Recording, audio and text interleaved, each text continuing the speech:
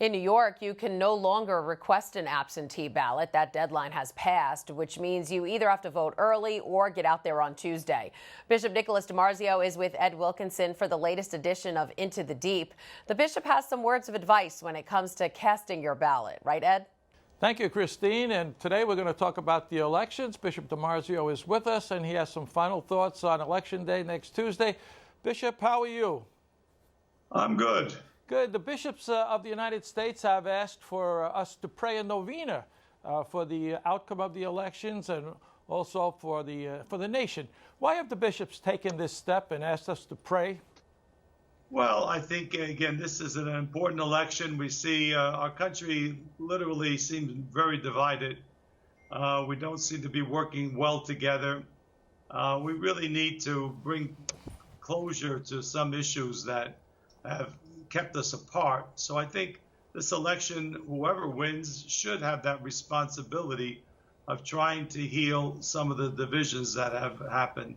And we need to pray for peace, pray for unity, which is important in our country. So that's why the bishops have asked this novena to be prayed. Yeah. One of the petitions in the novena is for a peaceful dialogue, a peaceful debate. But it seems like we've had anything but, Bishop. What is your reaction to the way the campaign has been run? Well, the issue of civility needs to return. We have to be civil in our speech towards one another. We can't be calling out everybody else's defects, which everybody has, but the issues should make the difference. Speak to the issues. How do you see the issues that are before us? The pandemic, the economy, things that are concrete. It would, I think, help us to be much more unified. Yeah. And of course, the bishops have a document called Faithful Citizenship, which is it's a guide for Catholics and helps them to form their consciences as they vote each year.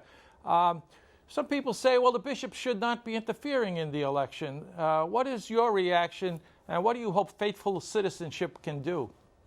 Well, we're not interfering. We're trying to guide people's conscience. We would interfere if we said, we favor this candidate over another, or if we gave a voter guide comparing one to the other on particular issues. What we do is try to help people form their conscience so that they can understand the issues before them, and in their good conscience, which is formed by church teaching, make a decision about who might be the better candidate to lead the country. Mm-hmm.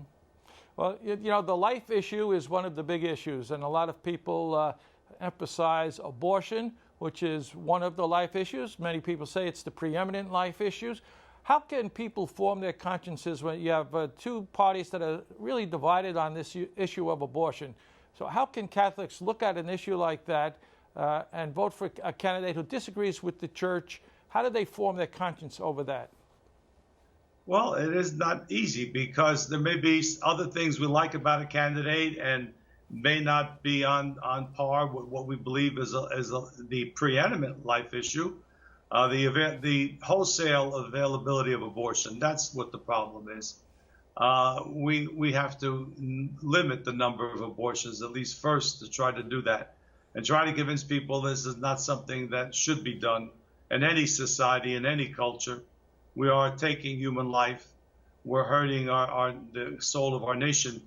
So again, you have to struggle with it. Other people see other things as important. For me, the immigration policy of the country right now is very important, and I'm not very happy with it. I don't think it's wise, some of the things that are done. Some things I would agree with, but you could go on every issue that is there, and you're never going to find one candidate, I think, that will agree with you at any personal position with what we have. Yeah. Hopefully, with the church's position, you might get somebody that's more in line with what the church teaches. But it's a real complicated field today. You know, the death penalty is another issue. You know, where the church now is teaching rather clearly. Pope Francis changed the Catholic Catechism that the death penalty is no longer to be tolerated in a sense. It's complicated. And lastly, Bishop, how do you hope the country will receive the verdict once it comes in? Well, hopefully, we are a democracy and we have all the safeguards possible in our election. Unfortunately, with the trend now to the early voting, to the mail-in ballots, maybe we're not ready for that yet. I think it's good to do that. I think it makes sense. But can we do it properly? Let's hope that we have confidence in the system that's set up. And we have to just tolerate if there's some time lag, which possibly will be. We may not know on election night as we're used to who's the winner. We may have to wait a while. Okay, Bishop, thanks so much for being with us today. We'll talk again next week.